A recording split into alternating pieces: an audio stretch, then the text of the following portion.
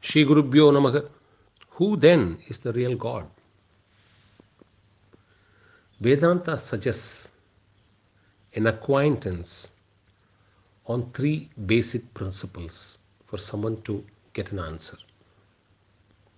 1. Maya is the root cause. 2. The Lord is the owner of Maya. And 3. The Lord pervades and permeates into the whole universe. Now, we go to the next stage.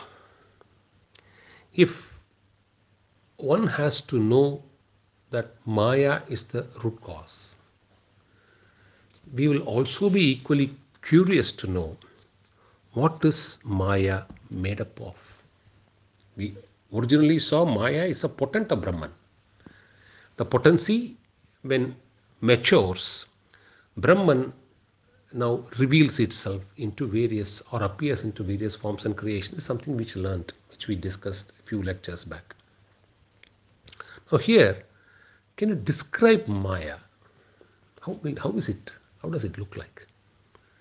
Now, basically, there are three aspects which they convey when they want to say something about Maya.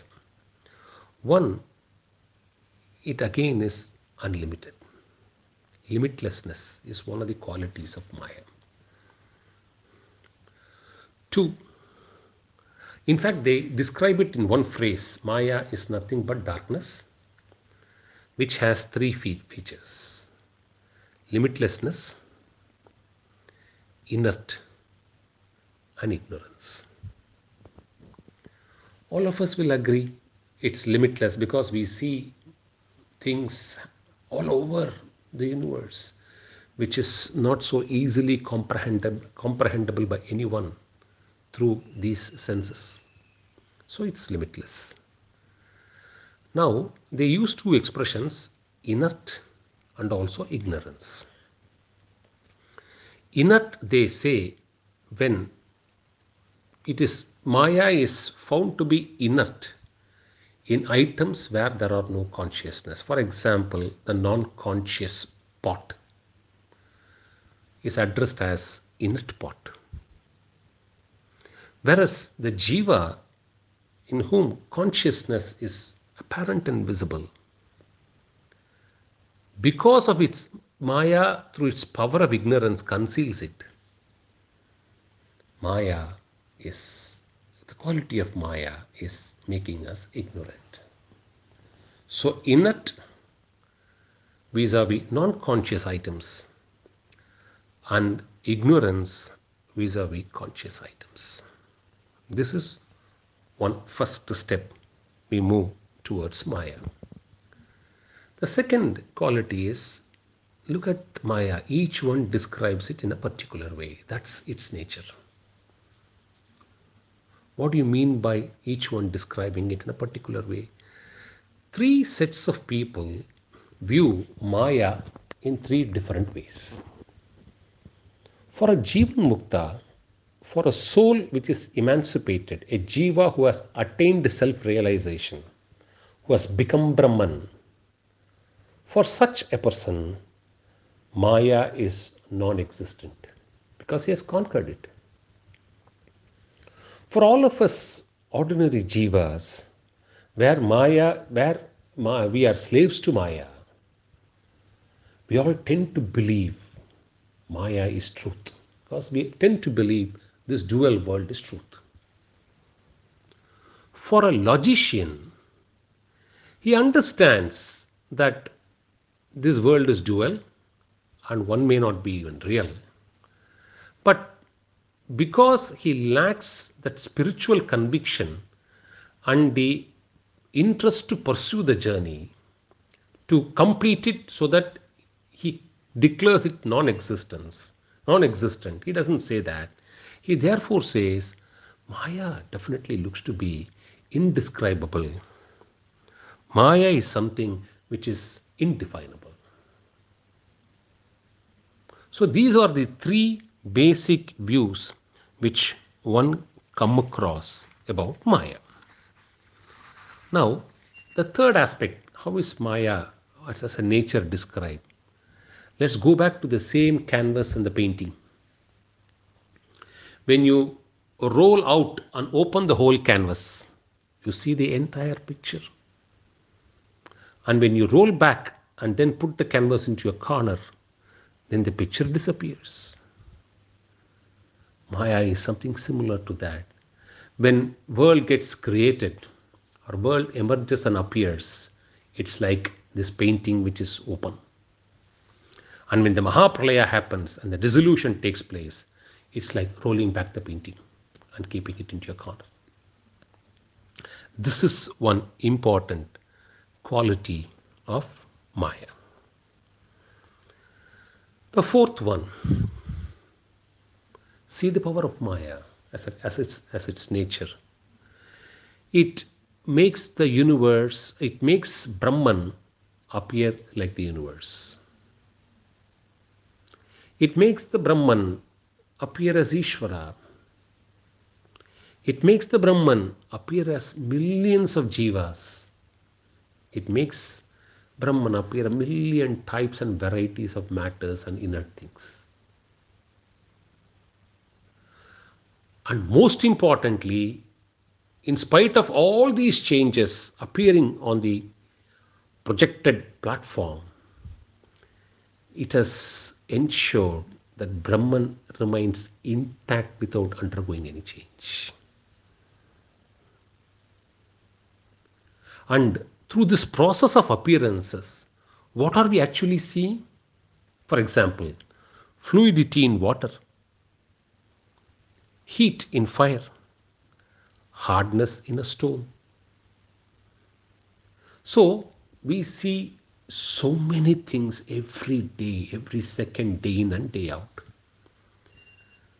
It will lead us to two types of feelings.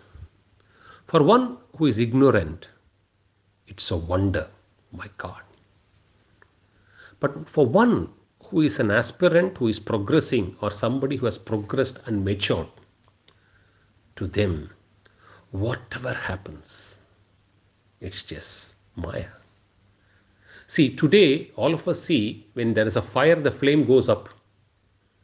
Suppose the flame goes down, we should not be perturbed, because Maya is powerful enough to do that also. So what Vedanta finally comes around is, if you want to understand, if there's a reasonable expectation, please try to know all this. But once you reach this spot, saying it is a wonder, believe that it is not just wonder, that is Maya. Stop your inquiry there and start the journey. You have no two options. Once you reach this part, yeah, it's a wonder, it's amazing, it's indefinable, then you can keep on asking questions. In fact, Vedanta says, if there is a question answer mode, then there will be questions and there will be answers. But what are we doing now? We have basic data, but we still question the questioning. This is exactly how Vedanta puts it. If you start questioning the power of questioning, where will you end up? It's a complete waste of one's life. So after reaching this spot, one should do only one thing: recognize and respect that Maya is all powerful. And Maya is absolute potency of Brahman. If the potency is this powerful, you can imagine what Brahman as a whole would be. Potency is not a part. It's just an aspect of Brahman, as we have seen it, history and history creators. We don't write two biographies. Therefore, when I say we don't write two biographies, we don't write one for the human being and another for his achievement. Ability is always part of the human being. Similarly, potency is always an integral aspect of Brahman. And therefore, we should stop your inquiry here. But still, curiosity is curiosity. Someone still raises the question, can we know the characteristic features of Maya? Let's continue. Shri Gurubhyo Namaha. What are the characteristics of Maya? Vedanta conveys it through two illustrative examples. Take the case of a human semen. Can you find consciousness in it? Can you say every drop of human semen is fertile and therefore can aid creation of a child? Or every drop of a semen, assuming it's fertile, if suppose the woman is barren, can it still work?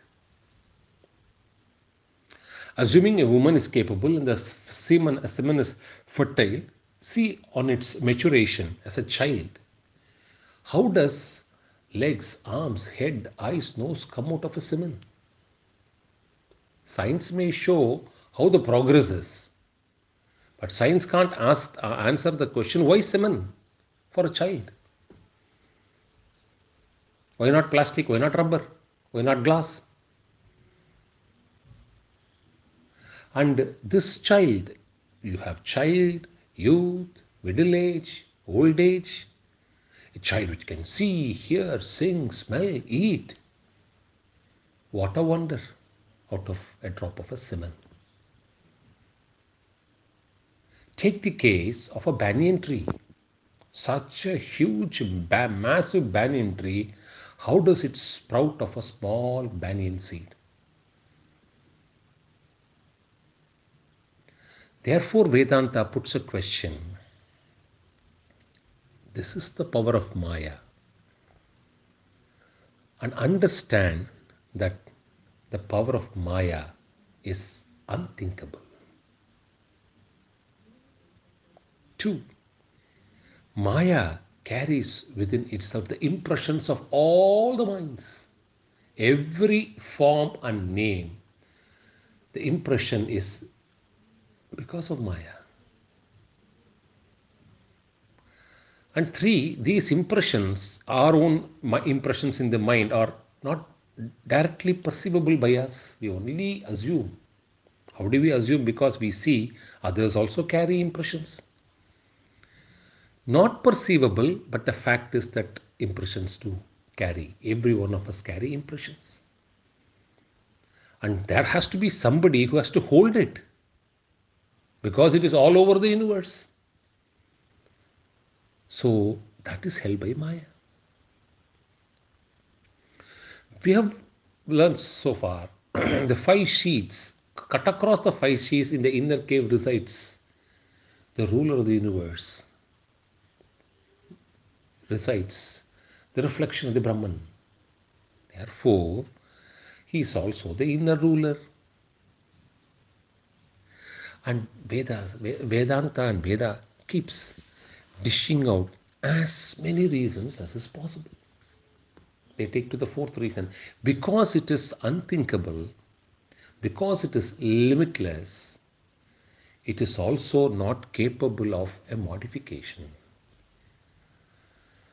What do you mean by modification? Can all of us sit on a boardroom and plan, oh, this universe is now useless. Come on, let's manufacture one more new universe of our own design, the entire universe. Is it possible? So you can't modify its existing form. And remember, because he carries the impressions, mind impressions of everyone, he is also the knower of the impressions.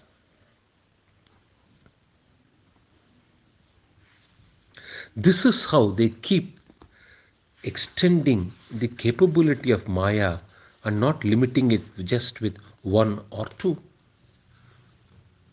Endless. You can keep dishing out as many reasons as you want. And therefore they say, after all these questions are asked, we will reach a point. Now that you say it is unthinkable, unimaginable, limitless, incapable of modification, so whatever happens, happens. Therefore, why an effort?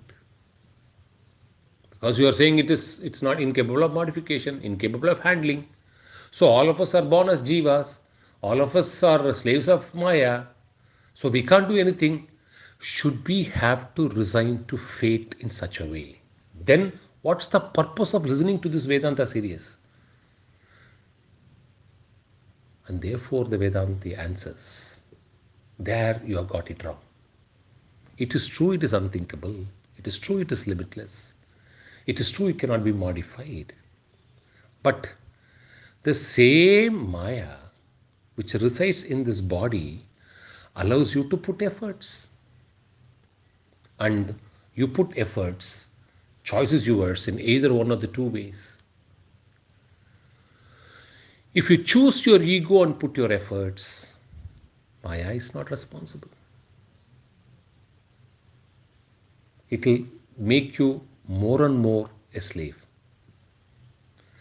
But give up the ego and put your efforts. Vedanta prescribes the first medicine here of how to handle Maya, which is nothing but ignorance when it comes to playing on a jiva with consciousness. So, consciousness which is completely eclipsed, how do you realize it? What is the path?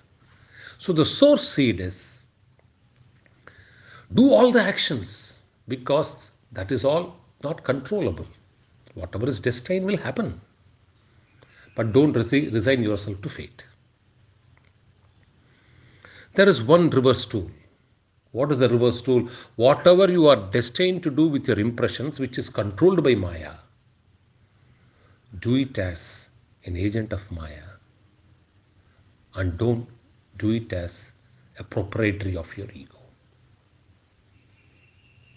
Same contact, you are aligned with the universe. Every day, day in and day out, you will be active. Because as this same section also refers to, Vidyaranya Maharaj also refers to the various slokas of Bhagavad Gita.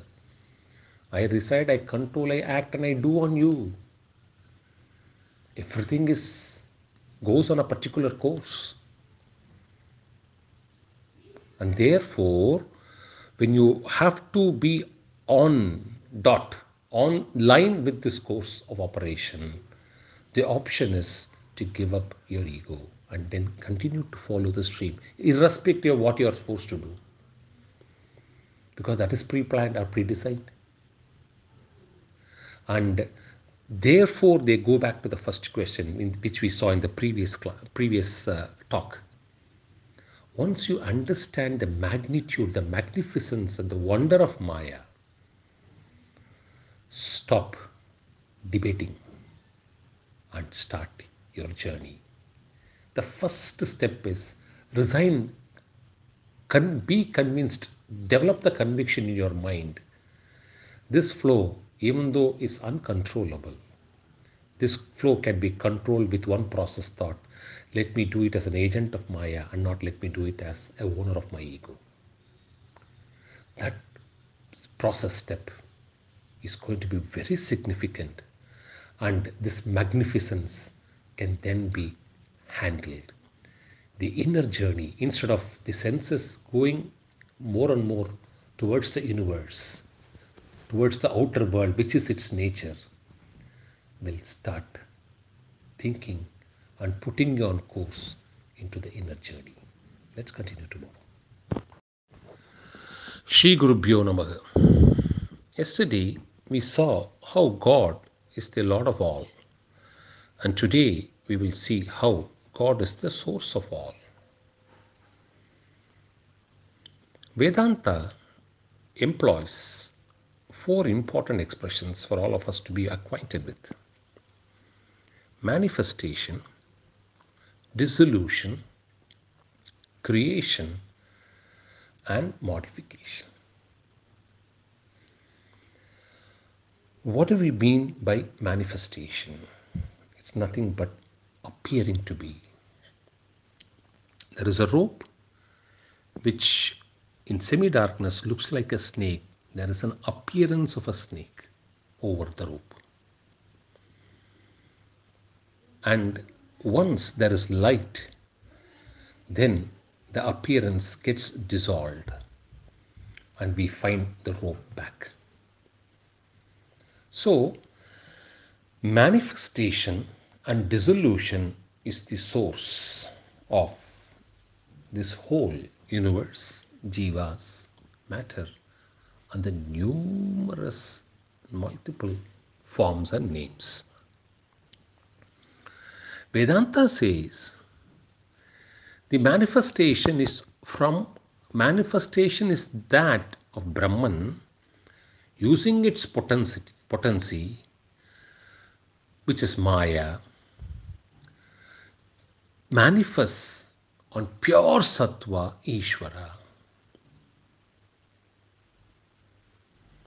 And Jiva, matter, how for them to exhaust their karmas. That is the laudable objective of this manifestation. Like a canvas paint being thrown open. When the karmas get exhausted, then it shrinks back, it dissolves through Mahapralaya, and it again becomes the canvas paint is rolled back. Therefore, this is a case of manifestation and dissolution, and not a case of creation. What do you mean by creation? When you create something out of a raw material, that will lose and it will totally become the finished product. You can't find the substratum raw material there. It would have changed its form and its name. That is creation. Whereas, similarly, modification is you keep changing its form and shape, which we see both in numerous of the items that is available in the universe. Brahman, there is no creation out of Brahman so that Brahman no longer exists. Nor is it a case where there is a modification as a source so that Brahman undergoes some change. The manifestation is only the potency of Brahman as Maya, and the rest of the things happen thereafter. So the source is neither creation nor modification but manifestation. But the second aspect which we need to understand in Vedanta is, we saw when we dealt with Kutastha and Jiva, how there is a mutual superimposition, how Jiva eclipses Kutastha. Similarly, there is a mutual imposition between Brahman and the Lord or Ishvara. The causeness which belongs to the Lord is imposed on the Brahman. Cause means the Lord appearing. That is imposed on the Brahman. And the trueness of Brahman gets imposed on the Lord. So we all start believing the God or Ishvara to be the truth and nothing else.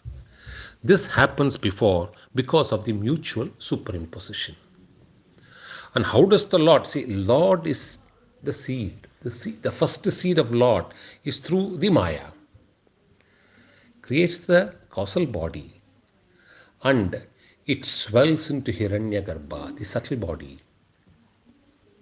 And finally, for all the Jivas to enjoy the world, the universe, it also, and for inert, unconscious things to expiate their karmas, Hiranyagarbha projects himself to a gross state of this universe called the Virat. And the Virat assumes multiple forms as Brahma, Vishnu, Shiva, Indra, Agni, and goes on: horses, mules, men, monkeys, plant, mountains, sand, water, List is endless. Now, the Jivas therefore worship these multiple forms. Worshipping the multiple forms is an acceptable practice. Vedanta doesn't shun it because the purpose of worship is again clearly uh, stated by Vedanta. You pray to attain some heavenly positions or material gains. Then you go to these forms of deities and offer your prayers and worship. But what is sacrosanct here is, can you pray for your own emancipation, liberation from bondage as a goal in life? And therefore, how does this see, how does it, they give a comparison here as how deep sleeps stores within itself dream and the waking stage.